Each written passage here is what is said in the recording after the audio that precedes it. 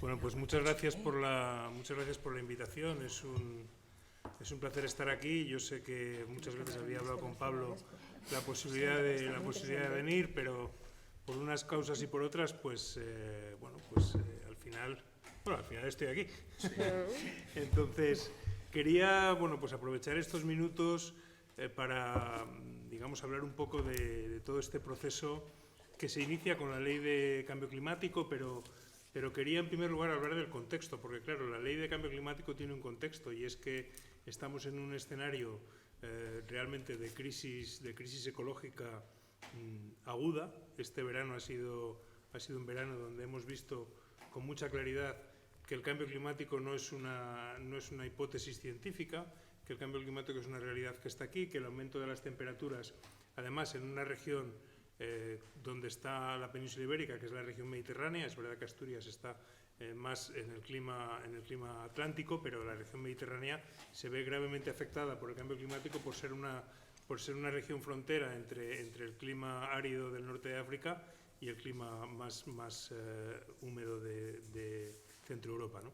Entonces, hemos visto cómo lo que nos venía diciendo la Agencia Española de Meteorología, los veranos han alargado su tiempo durante 5 semanas, los veranos en la península.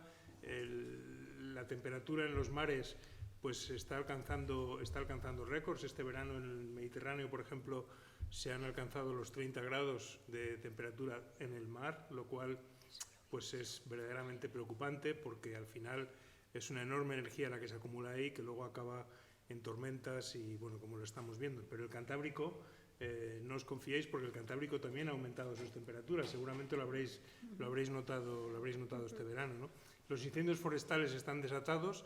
El otro día teníamos en el Congreso de los Diputados una reunión, una jornada con los bomberos forestales, porque estamos reclamando con ellos o ayudándoles a reclamar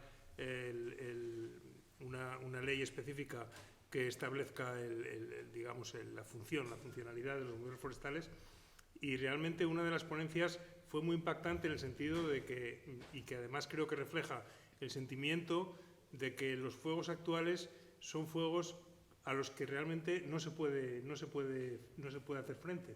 Ellos mismos lo dicen, es decir, solo te queda retirarte y esperar a que puedas acometer la lucha contra el fuego en el momento en que las condiciones mejoran, ¿no? Son lo que se llaman fuegos de sexta generación, y por eso este año hemos tenido una cifra récord de 300.000 hectáreas, ¿no? En fin, digo todo esto porque desgraciadamente la Ley de Cambio Climático, sobre la que yo voy a hablar y en la que viene contemplado toda esta cuestión de la estrategia y de la estrategia de transición justa y de los convenios de transición justa, se ha convertido en este momento en el pim pam pum de todas las leches de la derecha, ¿no? Y yo aquí enlazo con lo que tú decías, porque realmente creo que el feminismo y el ecologismo son dos movimientos transformadores, y como movimientos transformadores que están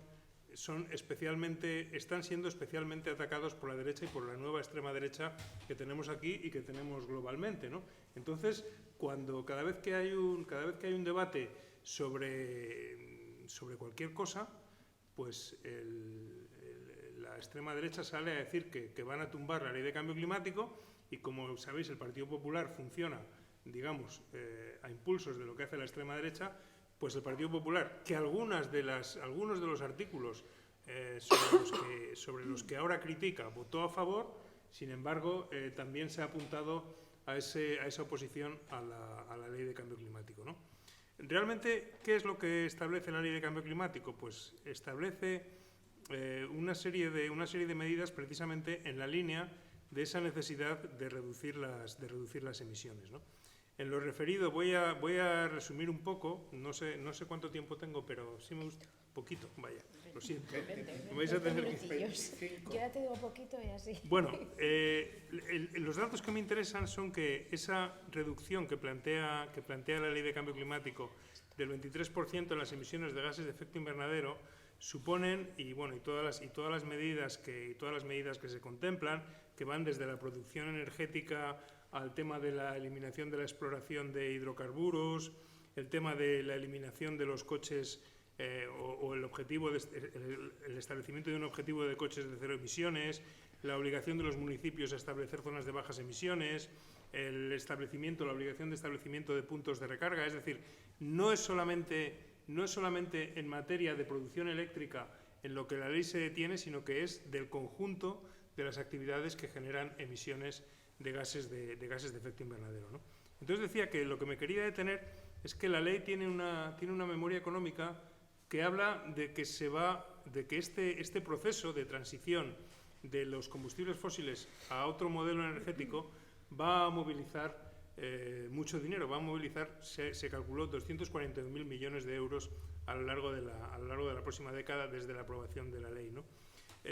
Y ahorrará también 67.000 millones de euros por la reducción de la importación de combustibles fósiles, etcétera, etcétera, ¿no? Es decir, que tiene un efecto, que se prevé que tenga un efecto económico, ¿no?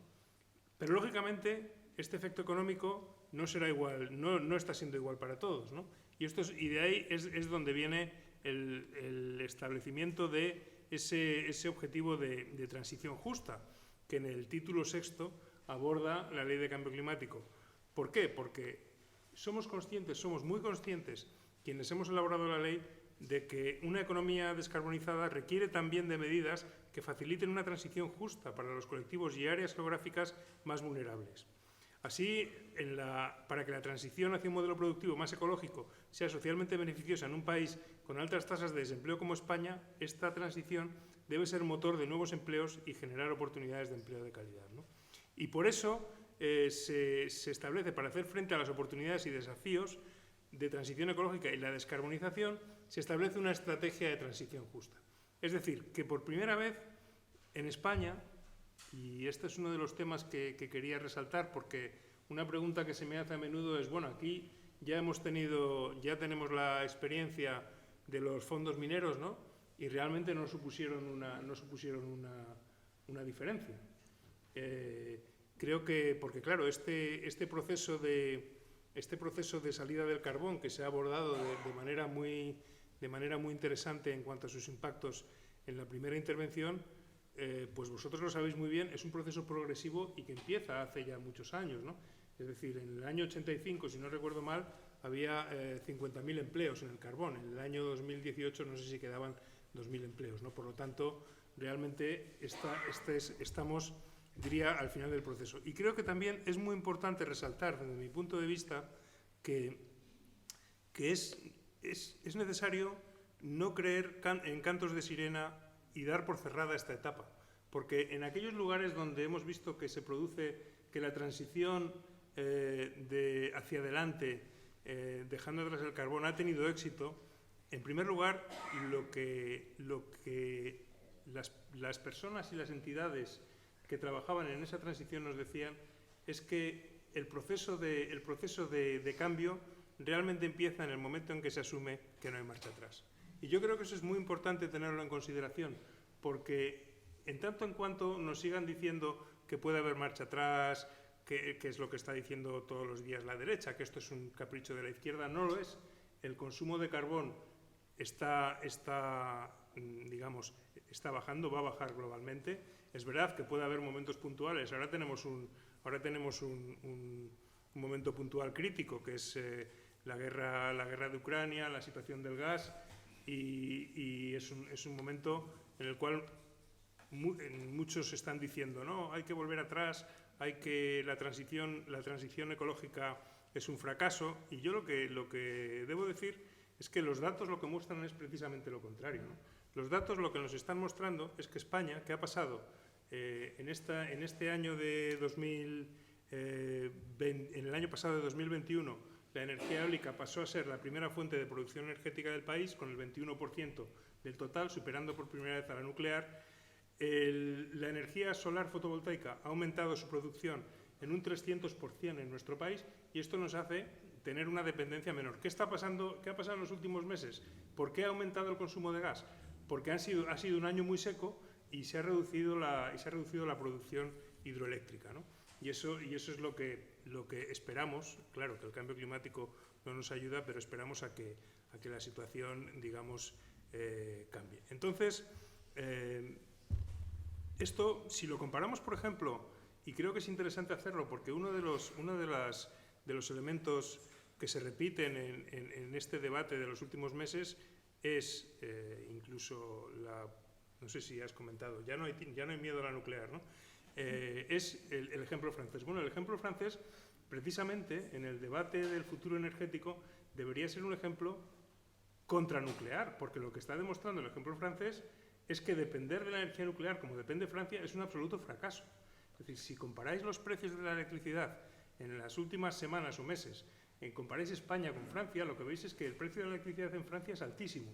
¿Por qué? Porque la mitad del parque nuclear está parado. ¿Por qué está parado? Pues por motivos diversos.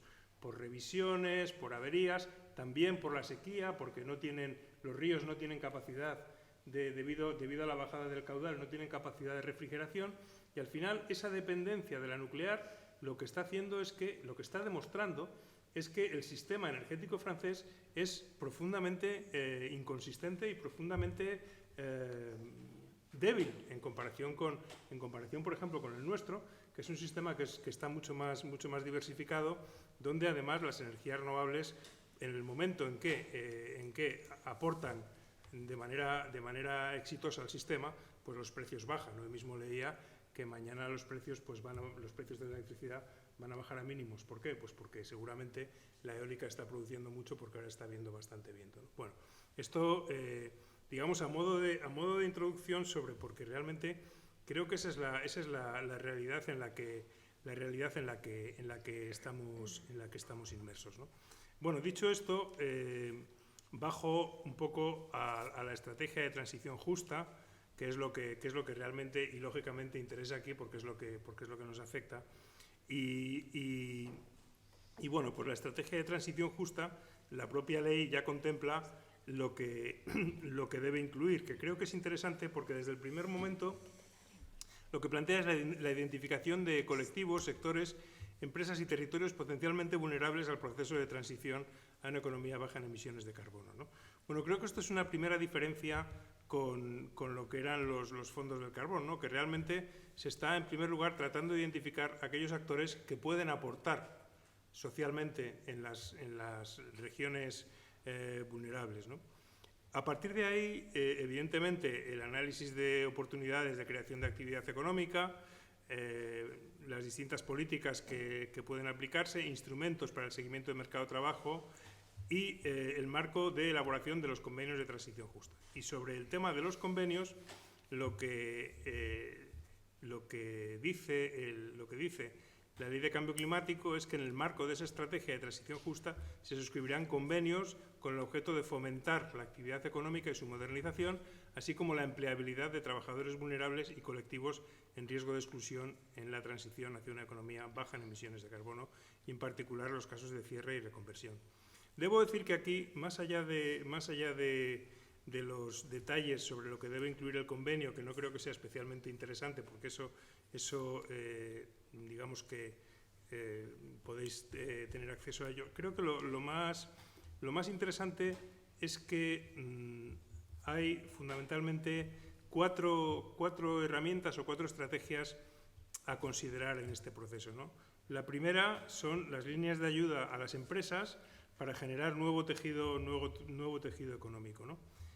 Quiero decir que ahí también están los mecanismos de transición justa de la Unión Europea, que van a movilizar entre el año 2021 y 2027 del orden de 100.000 millones de euros, y por lo tanto es relevante los fondos que se van a utilizar, ¿no? El segundo elemento son los instrumentos de apoyo a los trabajadores, y aquí quiero decir, y hablaba hoy sobre la problemática específica, ¿no?, que es fundamental, y en eso estoy completamente de acuerdo con Pablo, es fundamental que las empresas eléctricas, que como estamos viendo en los últimos años están teniendo unos sobrebeneficios absolutamente desmesurados, es fundamental su compromiso con esta transición justa y que se comprometan a la creación de empleos más de los que destruyen, efectivamente, ¿no?